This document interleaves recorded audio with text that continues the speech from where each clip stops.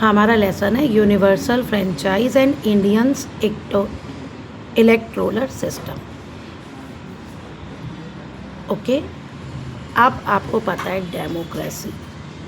Democracy क्या है? ये कह रहे हैं democracy is not a form of government but a form of social organisation. वैसे जनरली जब हम डेमोक्रेसी पढ़ाते हैं तो हम क्या कहते हैं? Democracy is a form of a government in which people elect their candidates, मतलब it is a rule by the people for the people. ये है ना कि लोग ही चुनते हैं, लोगों पे ही राज होता है और लोग ही सब कुछ डिसाइड करते हैं। तो ये कहते हैं सोशल ऑर्गेनाइजिंग है। क्यों?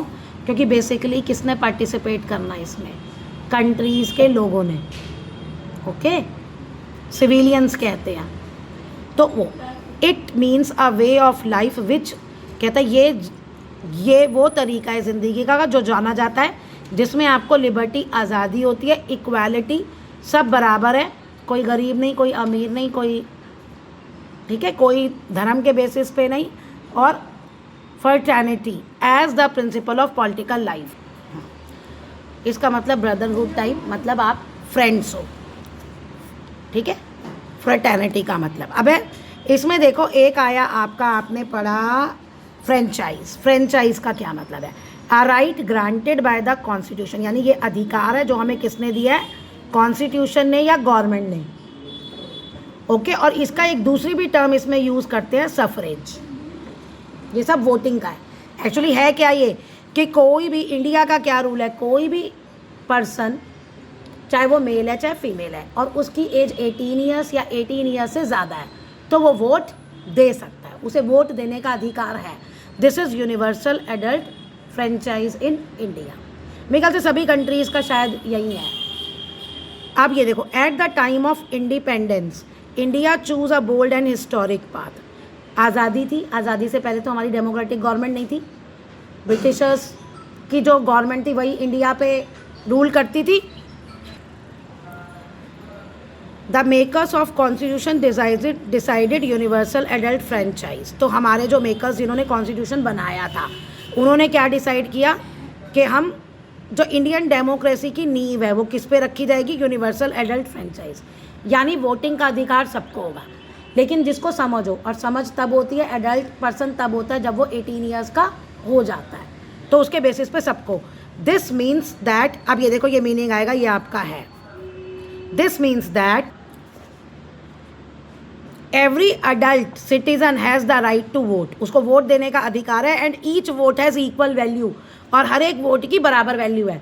जैसे भाई ये नहीं है कि कोई रिच जाएगा वो एक वोट डाल के आएगा तो उसको हम जब हम काउंटिंग करेंगे तो उसकी वैल्यू 2 या 3 हो जाएगी, और कोई पुअर डालेगा तो उसकी वैल्यू 1 होगी, या मेल डालेगा वो वैल्यू ज़्यादा होगी। नहीं, वो बस जितने वोट डलते हैं ना उन सबको 1 2 3 करके काउंट कर लेते हैं, और जिस कैंडिडेट को ज़्यादा वोट मिले वो विनिंग कैंडिडेट डिक्लेयर हो जाता है।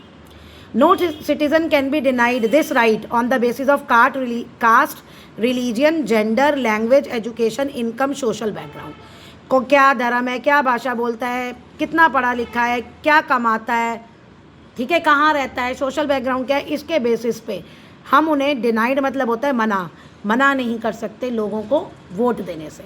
कुछ स्पेशल राइट्स है, जैसे कोई क्रिमिनल है उस पर लॉ हो गया कि नहीं ये सचमुच क्रिमिनल है, जेल में है, उसको वोट देने का अधिकार नहीं है। कोई NRI इंडिया में, मतलब जैसे इंडिया में कोई आ जाता है बाहर के जो इंडिया के सिटीजन्स नहीं हैं, उनको वोट देने का राइट नहीं है। बाकी सबको वोट देने का राइट है। द टर्म यूनिवर्सल का क्या मतलब है? Highlight the idea that democracy must include everyone. Universal मतलब कि डेमोक्रेसी जो सब लोग हैं सबको इंक्लूड करेगी, किसी को भी मना नहीं कर सकते वोट देने पे। Okay, in India all citizen aged 18, अब इंडिया में जिनकी एज 18 है या उससे ज़्यादा है, आर एलिजिबल टू वोट, वो वोट दे सकता है। This decision showed deep faith in people, कहते हैं ये जो हमने डिसीजन लिया कि सब 18 ऊपर के बाद वोट दे सकते हैं, तो ये लोगों का क्या है? विश्वास दिखाता है। Decision showed deep faith in people especially at the time when poverty and illiteracy were widespread. जब बहुत गरीबी थी, लोगों को पढ़े लिखे नहीं थे, तब हमने ये डिसीजन लिया कि हम 18 साल से ऊपर के लोगों को वोट सब लोग हमारे इंडिया के वोट देंगे, तो इसका मतलब हमें अपने लोगों में विश्वास था। जबकि जब शुरू में डेमोक्रेसी आई थी ना, हर कंट्री ने सबको वोट देना नहीं किया। कुछ कंट्रीज़ में तो ऐसा होता है कि मतलब जैसे फ्रांस था शुरू में, तो जो टैक्स देता है ना उन्हीं को वोट देने का अधिकार था जब फ्रांस में शुरू में डेमोक्रेसी आई। और मेरे हिसाब से ना इंडिया में भी ना अब ऐसा ही कर देना चाहिए। हम लोग जो टैक्स देते हैं ना, सच्चाई बता रही हूँ, जो हम लोग टैक्स देते हैं वो पता नहीं 3 या 4% लोग हैं। और गवर्नमेंट काम किसके लिए करती है, फ्री में किनको बांटती है, जो 80 से 90% लोग हैं जो टैक्स ही नहीं देते। और फिर गवर्नमेंट काम किसके लिए करती है, उन लोगों के लिए, और उन लोगों का कुछ हो नहीं रहा, उनका लेवल तो राइज हो नहीं रहा। हम लोगों के टैक्स पेयर का पैसा ऐसे ही बर्बाद हो रहा है। अगर वहाँ रिजल्ट दिखे, इंडिया की गरीबी में कमी आए, वो लोग एजुकेटेड बने, तो ये पैसा खर्च करना वर्थ है। लेकिन जितना मैं जानती हूँ मुझे तो रिजल्ट नहीं दिख रहा। तो मेरे हिसाब से इंडिया में भी यही आता है कि जो टैक्स देता है ना उसी को वोट देने का अधिकार होना चाहिए। नहीं तो गवर्नमेंट धर्म के नाम पे, जो झुग्गी झोपड़ी में जो रहते हैं उनके वोट लेने के नाम पे कुछ जो सही में करना है लोगों के लिए वो करती ही नहीं है। Yet the constitution maker believe, कहते हैं फिर भी कॉन्स्टिट्यूशन मेकर्स को ये विश्वास था कि पॉलिटिकल इनइक्वालिटी मस्ट कम। कहाँ से आएगी ये पॉलिटिकल इक्वालिटी, मतलब सब बराबर है, सोशल और इकोनॉमिक प्रोग्रेस। यानी जब सोशल मतलब है कि लोग आपस में मिलके रहेंगे। पहले था ना अनटचेबिलिटी थी, अमीर लोग गरीब लोग से भेदभाव, दलित, SC ST ये सब। एंड इकोनॉमिक प्रोग्रेस मतलब सब अच्छे से कमाए, ओके, इसके नाम पे हो। And that participation in democracy would help people. अब यही पार्टिसिपेशन यानी सब लोग जब मिलके वोट देंगे तो लोग जो हैं आपस में रिस्पॉन्सिबल होंगे और उन्हें अपने अधिकारों का ध्यान होगा। तब ये सोच रखी गई थी। लेकिन मुझे इसका रिजल्ट नहीं लगता। अगर ऐसा होता तो इंडिया में आज इतनी गरीबी नहीं होती और इतने इलिटरेट अनएजुकेटेड लोग भी ना होते। जितनी अभी इंडिया की लिटरेसी रेट कोई हाई नहीं है। Universal adult franchise is based on principle. अब किस प्रिंसिपल पे बेस्ड है कि 1 वोट 1 पर्सन 1 वैल्यू। यानी एक पर्सन है वो एक ही वोट कर सकता है और वो वोट एक ही नंबर पे काउंट होगा सब। This means that vote of poor citizen carries the same importance that of rich और इन्फ्लुएंशियल पीपल। इन्फ्लुएंशियल मतलब कोई नेता भी वोट डालने जाता है, मैं भी डालने जाती हूँ और कोई गरीब भी जाता है, तो सबकी वोट की बराबर वैल्यू है, सेम इंपॉर्टेंस है। By giving equal value to every vote, कहते हैं हमने हर एक वोट को बराबर वैल्यू देके system prevents power from being concentrated in the hand of few. तो पावर जो है वो किसी एक के हाथ में ना चली जाए। पहले फ्रेंच रेवोल्यूशन में ऐसे होता था कि पावर वालों की जो थी ना उसकी वैल्यू ज़्यादा मानी जाती थी और जो गरीब है उसकी कम। तो हमेशा पावर में कौन आएगा, डेमोक्रेसी में गवर्नमेंट कौन बनाएगा, जो पावरफुल लोग हैं, क्योंकि उनके वोट की वैल्यू ज़्यादा है। तो वो जब पूरा कंबाइन करेंगे तो उनकी वैल्यू ज़्यादा निकलेगी पावरफुल लोगों की। Universal adult franchise from the foundation of Indian democratic system. अब हमारा जो डेमोक्रेटिक सिस्टम है वो मेन किस पे काम करता है, यूनिवर्सल एडल्ट फ्रेंचाइज पे। इलेक्शन टू द लोकसभा के इलेक्शन हो, स्टेट लेजिस्लेटिव असेंबली हो, यानी लोकसभा मतलब जो हम PM की गवर्नमेंट, प्राइम मिनिस्टर और ये सब कैबिनेट मिनिस्टर चुनते हैं। स्टेट वाले मतलब हम जब CM चीफ मिनिस्टर चुनते हैं। लोकल बॉडीज़ जैसे पंचायत और म्यूनिसिपैलिटीज़ हैं, सबको इसी बेसिस पे कंडक्ट किया जाता है। हम उस सब में हम ही लोग वोट डालने जाते हैं। कंडक्टेड एज प्रोवाइडेड, हमारे आर्टिकल 26 में लिखा हुआ है, कॉन्स्टिट्यूशन में वहाँ दिया हुआ है।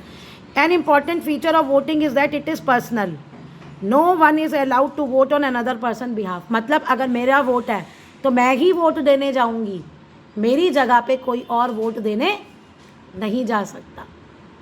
पर्सनल उस पे है, ये पर्सनल बेसिस पे है।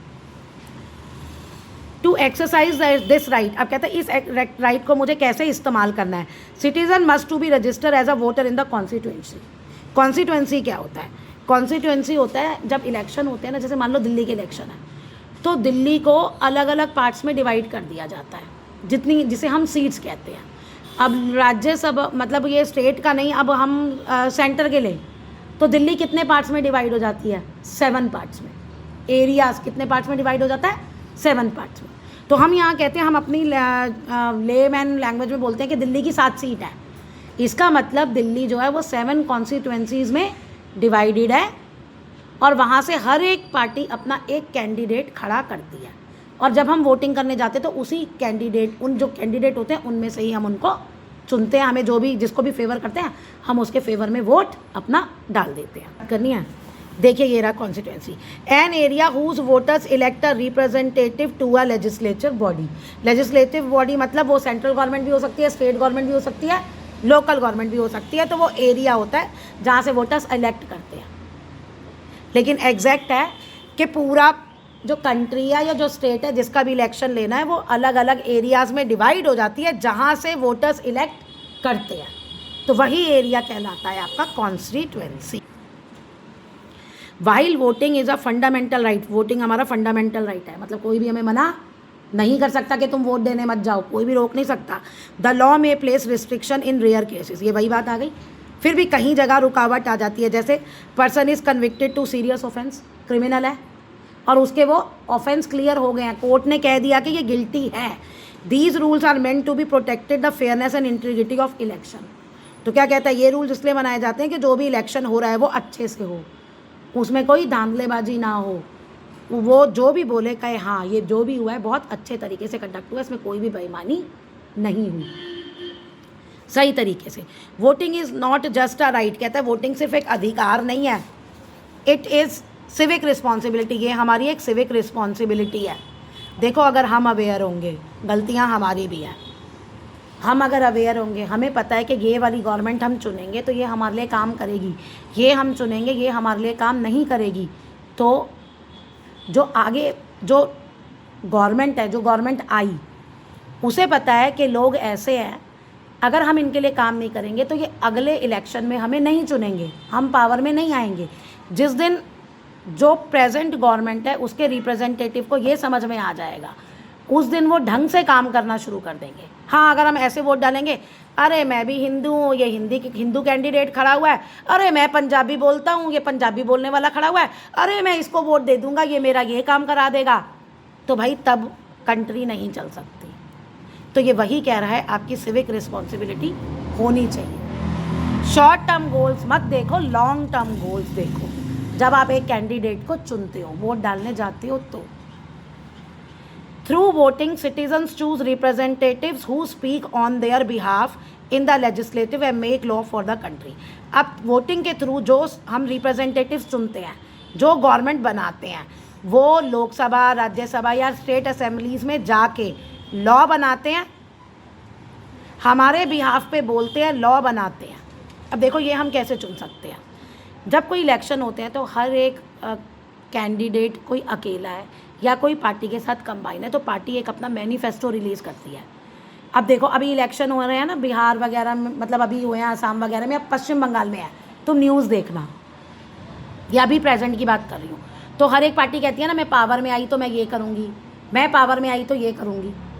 तो हमें वो देख के वोट करना चाहिए कि हम क्या चाहते हैं, हम क्या चाहते हैं वो देख के हमें वोट करना चाहिए। हाँ, अगर उसके बाद पावर में आने के बाद वो काम नहीं कर रही तो नेक्स्ट इलेक्शन में हम उसे क्यों वोट देंगे, फिर हम उसे वोट नहीं देंगे। Elections therefore became more than a political activity. तो कहता है इलेक्शन जो है इसलिए एक पॉलिटिकल एक्टिविटी से ज़्यादा इम्पॉर्टेंट है।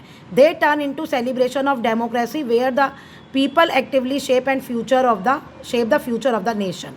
तो कहता है ये एक क्या है, इलेक्शन जो है ये पीएम मोदी जी भी बोलते हैं, कहते हैं इसको आप एक त्यौहार की तरह सेलिब्रेट करो जब इलेक्शन डे होता है। कहता है वोटिंग करने आप ज़रूर जाओ, क्यों, क्योंकि हम जैसे वोटिंग देंगे, हम जैसा नेता चुनेंगे, वही आगे हमारी कंट्री का फ्यूचर डिसाइड करेगा। India's election are among the largest democracies exercise in the world. क्या है, लार्जेस्ट है, सबसे बड़ा। इंडिया की पॉपुलेशन कितनी है, 140 करोड़। उसमें से कितने लोग वोट डालने जाते होंगे, मेरे ख्याल से बहुत ज़्यादा करोड़। 60% तो हमारी या 90% हमारी एडल्ट पॉपुलेशन है। 90% और 140 करोड़, लगभग 90 या 100 के करोड़ लोग जाते हैं वोट डालना। तो किसी वर्ल्ड में किसी कंट्री की इतनी पॉपुलेशन है जो इकट्ठे ऐसे वोटिंग कराता हो, इंडिया में होती है, तभी ये कह रहा है हमारी। इन द जनरल इलेक्शन देखो 980 मिलियन लोगों ने वोट दिए थे, नियरली इतना vote eligible to vote across 543 Lok Sabha constituency. पूरा इंडिया कितने पार्ट में डिवाइड हुआ था, 543 में, और कितने लोगों ने वोट किए थे? 980 मिलियन। अब 980 मिलियन को पूरा फिगर में लिख के फिर उसे चाहो तो आप इंडिया नंबर सिस्टम में कन्वर्ट कर सकते हो।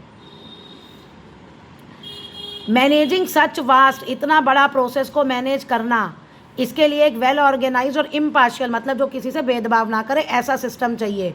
और ये हमारा इलेक्शन कमीशन करवाता है ये काम। Which ensure that election are conduct fairly and fairly, यानी कि अच्छे से हो, किसी को कोई दबाव ना हो, डर ना महसूस हो, और सही से हो।